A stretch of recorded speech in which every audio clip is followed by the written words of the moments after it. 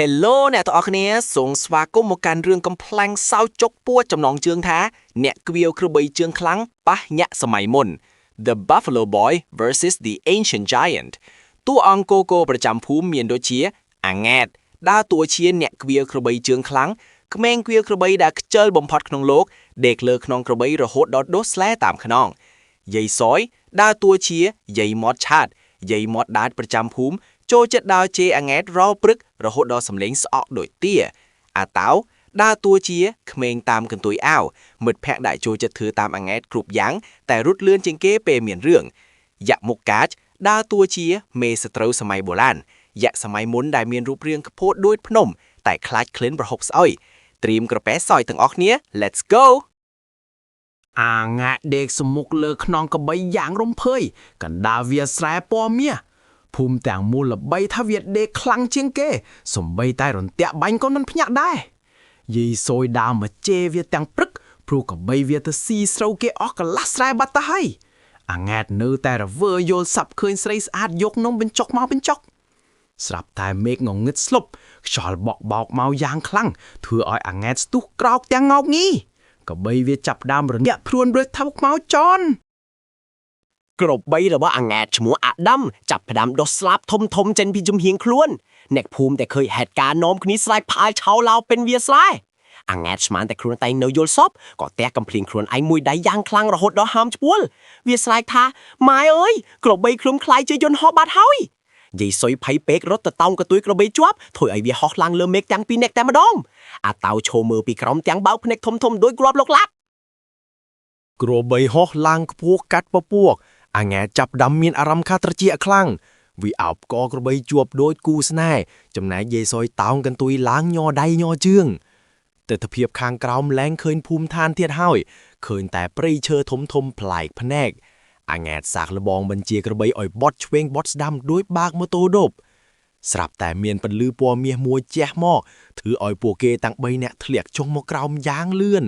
ពួកគេស្រែកព្រមគ្នាលឺដល់មេឃជាន់ទី7ពួកគេបានមកដល់ព្រៃមួយដែលមើលទៅដូចក្នុងរឿងនិទានបុរាណតាមឈើធំដូចមេឃធៀងយ៉ាក់ហើយសត្វស្លាបមានពណ៌ឆើតឆាយប្លែក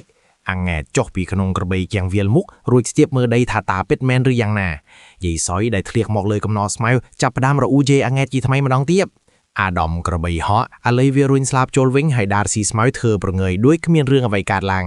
ពួកគេទាំងពីរមិនដឹងថាខ្លួនឯងកំពុងស្ថិតក្នុងសម័យរាមកៈឡើយ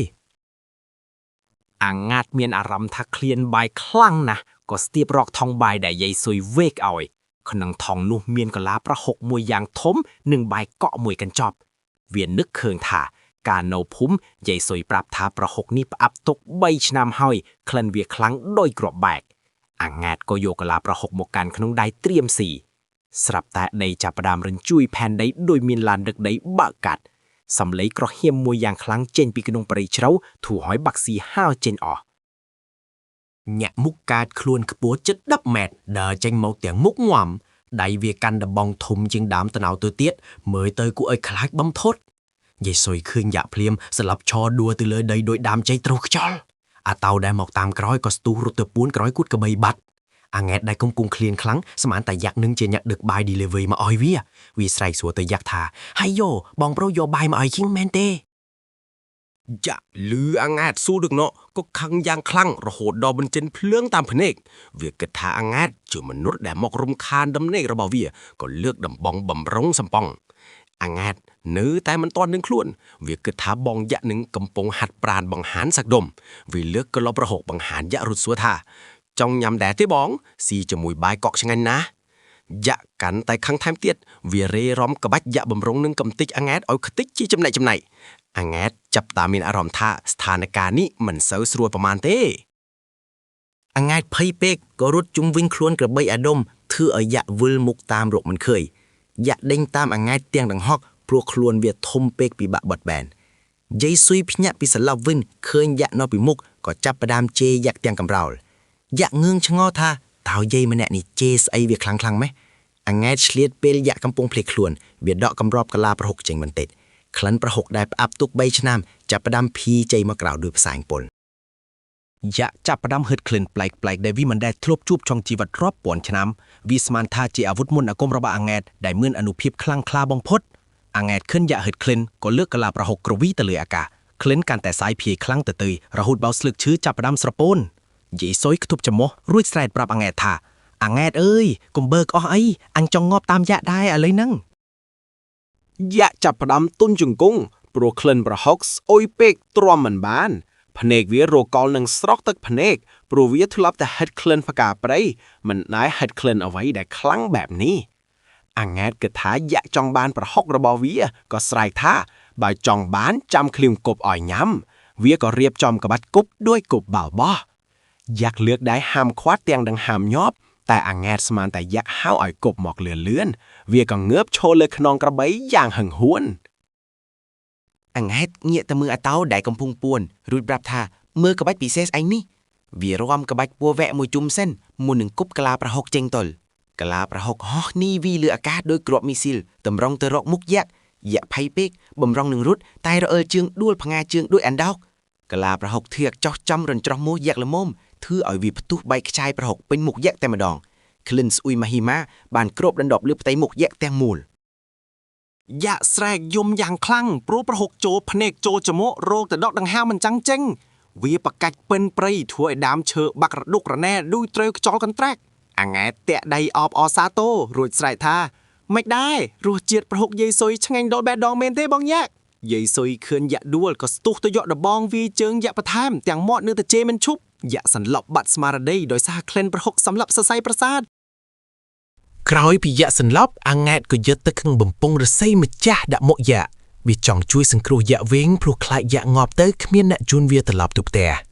យ៉ាក់អ្នកឡើងទាំងភ័យញ័រដោយកូនមន់វាក៏សំពះអាង៉ែតសុំខមាយ៉ាក់ស្មានថាអាង៉ែតជាទេវបុត្រចុះមកបង្ក្រាបវាដោយប្រើអាវុធក្លិនទឹកអាង៉ែតធ្វើរឹកជាគ្រូសិលរួចប្រាប់យ៉ាក់ថាកុំមកចង់លេងជាមួយអញប្រហុកអញនៅសល់10គីឡូទៀតបើអញមិនស្ដាប់បង្គាប់អញនឹងដឹងគ្នាយ៉ាក់បានជួនអាង៉ែតនឹងយាយសយជិះលើស្មាដារមើលព្រៃសម័យបុរាណអាង៉ែតមានអារម្មណ៍ថាខ្លួនឯងដូចជាស្ដេចហើយក្របីអាដាមឲ្យហោះតាមពីក្រោយយាយសយចាប់ដើមទាមាសប្រាក់ទីយ៉ាក់តែយ៉ាក់ប្រាប់ថាវាមានតែថ្មនិងដំបងឈើប៉ុណ្ណោះយាយសយខឹងពេកក៏ដកសក់ជាមួយយ៉ាក់មួយសរសៃធ្វើឲ្យយ៉ាក់ស្រែកចាច